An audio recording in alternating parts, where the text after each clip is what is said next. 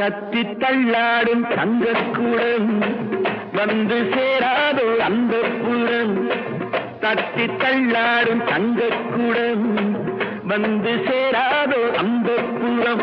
உன்ன பூவா நினைப்பேன் நினைச்சு கையால் எடுப்பேன் எடுத்து நெஞ்சோட அணைப்பேன் அணைச்சு எல்லாம் முடிப்பேன் அணைச்சு எல்லாம் முடிப்பேன்.